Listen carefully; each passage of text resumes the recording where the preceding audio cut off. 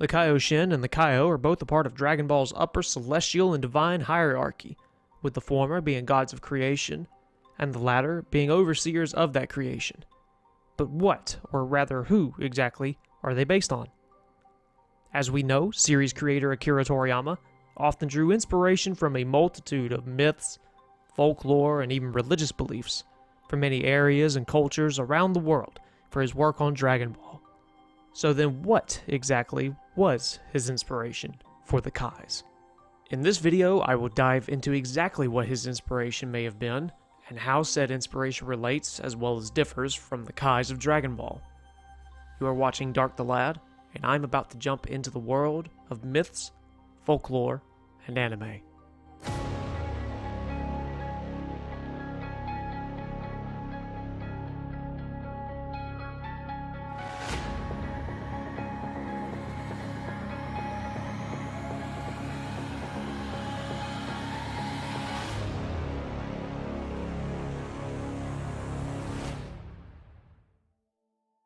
Now, the reason I said may have been when referring to the inspiration for the Kaio and Kaioshin in Dragon Ball is because despite all of my digging and spending hours reading Akira Toriyama interviews, I could not find any direct mention of what exactly he based them on. However, there is some religious, or rather spiritual lore that seemingly coincides with Toriyama's original concept of the Kais. The late Dragon Ball creator often forgot things he wrote or stated in past interviews, and would often contradict or retcon pre-established lore.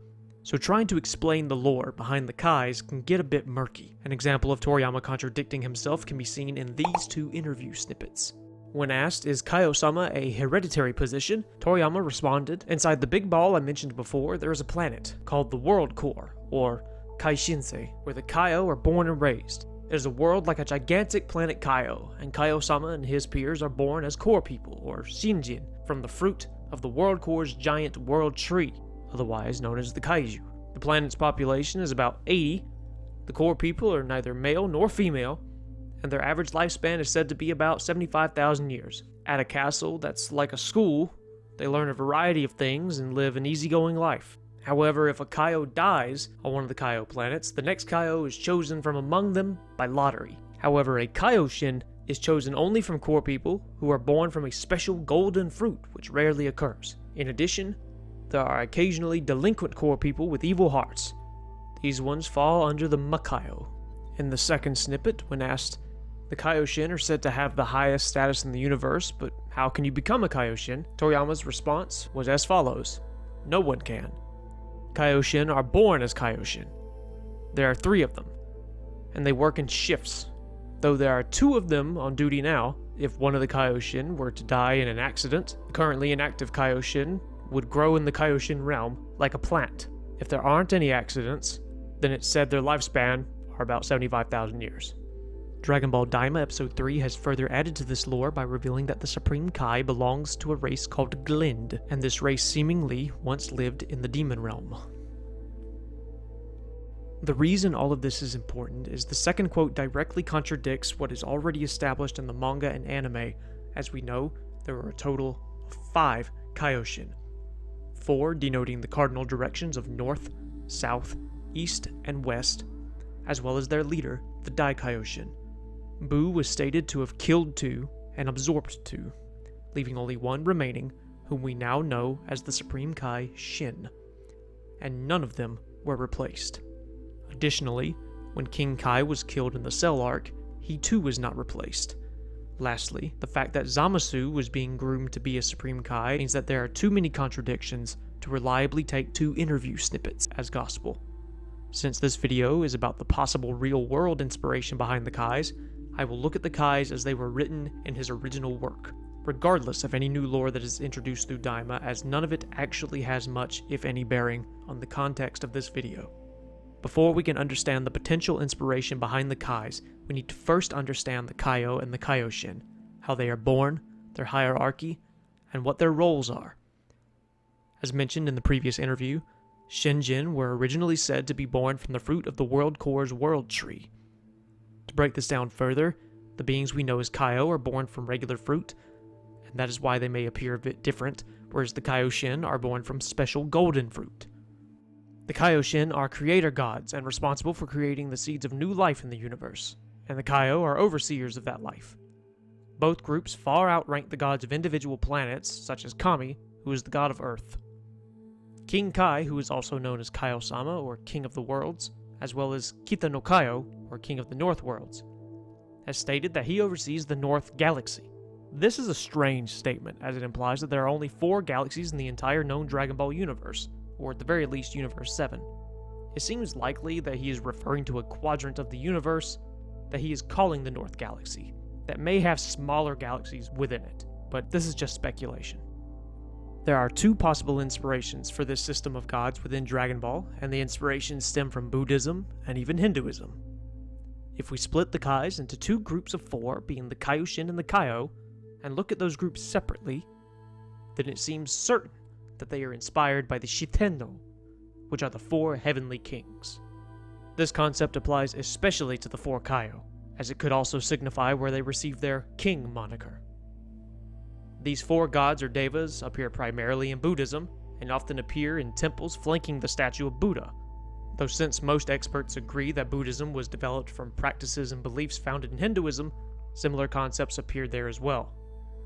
Just like the Kaio, they are guardians of the 4 cardinal directions, and just like many characters and concepts that inspired Dragon Ball, they appear in Journey to the West.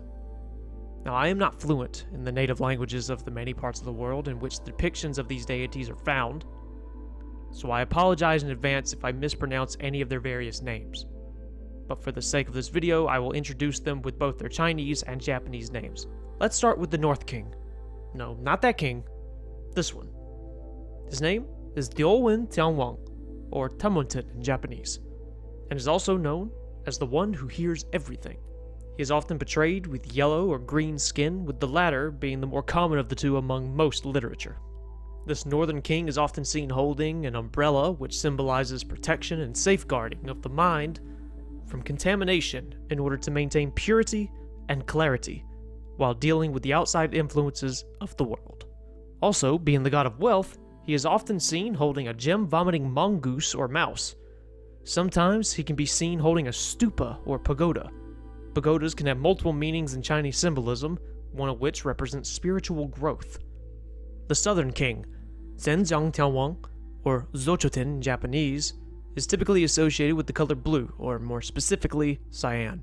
This king is usually depicted as the most heavily armored of the 4, and his weapon of choice is a sword, which is usually wielded in his right hand. This sword, however, has a dual purpose, safeguarding Buddhist teachings while symbolizing authority over ignorance, as well as embodying wisdom by cutting through ignorance and fragmented thoughts. In such, it represents the desire to grow in wisdom every day, as his name even means growth, or progress in some other translations. Guangmu Tianwang, or Komokuten in Japanese, is the king of the West. He is depicted with red skin and seen holding a snake or dragon. A side note is that while it often looks like a snake, he is typically stated to be holding a dragon, as snakes and dragons are closely associated with each other in much of Chinese mythology, and in some traditions, it is even stated that a long-living snake may transform into a dragon. The symbolism behind the West King holding a snake is that a snake shedding its skin represents constant change. In his other hand, he holds a bead or pearl, which represents being steadfast in your beliefs, as well as principles that should never change, such as respect, sincerity, love, and humility. So the snake represents constant change, while the pearl represents the opposite. His name means he who sees all, or he who sees broadly, as well as a few other translations. The East King's name is Jieguo Tianwang, or Jikokuten in Japanese, meaning supporting the country, has pale white skin, and holds a pipa, which is a string instrument similar to a lute. Often referred to as the god of music, Jieguo Tianwang reminds us to follow the middle way, as the strings on the pipa must not be too loose nor too tight in order to play properly. It is said his music can convert all sentient beings to Buddhism, and that he can use his instrument to drive out darkness and ignorance from people's minds. You could apply the concept of the 4 heavenly kings to either the Kaio or Kaioshin, but the more fitting match is probably to the 4 Kaio. If you wanted to find inspiration for both groups together, then this is where it gets a bit more speculative, as one potential source of inspiration for the 4 Kaio and 4 Kaioshin could be the 8 Guardians of Direction from Hinduism. They could also be inspired by the 8 Protectors of Buddhism, as there is some overlap between those two lists.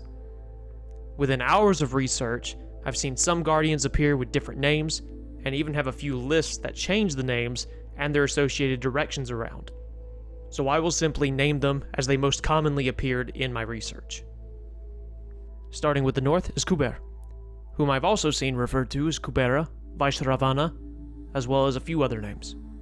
In some texts, he is called the Protector of the World, but is also commonly known as the god of wealth and prosperity. If you've noticed a common theme with the Northern Heavenly King, this is not a coincidence, as Kubera is often venerated as Diolwen Tianwang, and are often generally accepted as the same being.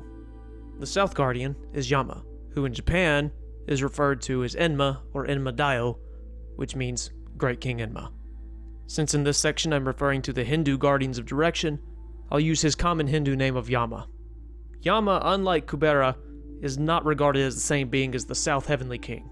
This particular god appears not only in Dragon Ball, but in multiple anime either directly or by name. Yama is also the god of the underworld and judge of the hells. He also represents justice. The Guardian of the West is known as Varuna, and is the god of water, and is often associated with the seas. The East is guarded by Indra, the god of thunder, lightning, and storms. His importance can sometimes vary greatly when moving from one belief system to another. In some mythologies, he is the king of gods, and in other circles, he's no more than a figurehead and sometimes even mocked. That covers the 4 cardinal directions. What about the other 4 guardians? This is where we introduce the 4 ordinal directions and their guardians. The Northwest Guardian is Vayu, the god of wind. Ishana is the guardian of the Northeast, and is considered to be a form or aspect of the god Shiva. The Southeast Guardian is Agni, the god of fire, and is typically held in high regard among the Hindu pantheon. Lastly, the Southwest Guardian is Niriti, who is regarded as the personification of death, decay, and sorrow, so certainly a far cry from the Kais of Dragon Ball, who are typically associated with the creation and protection of life. The idea that the 8 Guardians of Direction could have influenced the idea behind the Kais is purely speculative. However, the reason I felt it was worth mentioning is due to the fact that if you add the Grand Kai to the list of Kaio, and the Dai Kaioshin to the list of Supreme Kai, then this too shares similarities with the Guardians, as that list sometimes also adds 2 more deities, making it 10 Guardians, instead of just 8. The additional deities are Brahma, the god of creation, who usually represents the zenith or highest point, and Vishnu, the god of preservation, who represents the nadir or lowest point. The reason this is important is adding these 2 gods and the Daikaio and Daikaioshin to their respective lists creates an interesting coincidence, seeing as the Kaioshin are gods of creation, like Brahma, and the Kaio are protectors of that creation, much like Vishnu is regarded as a god of preservation. The Kais, the 4 heavenly kings, the guardians of direction. These 3 concepts all share similarities in that they are gods and divine beings associated with different directions. Even if the individual gods themselves may not have influenced Toriyama when he made the Kais, one example being that Yama is already represented in Dragon Ball, the concepts behind these kings and guardians certainly played a role. There are many subsects in both Hinduism and Buddhism, and their beliefs may vary from one to the other, so the list of names I've given may differ based on the source, but there is no denying that just like there are crossovers and similarities between the 2 religions, there are aspects of these religions that may have served to inspire Akira Toriyama when he went about creating the Kais of Dragon Ball. Toriyama was a smart man, even if he was a forgetful one, and the amount of mythology he has layered within the world he created runs much deeper than most realize. I hope you enjoyed this video and found it informative. Please leave a like and subscribe, as well as hit the bell so you don't miss any future uploads. I'm Dark the Lad, and this has been Myths, Folklore, and Anime.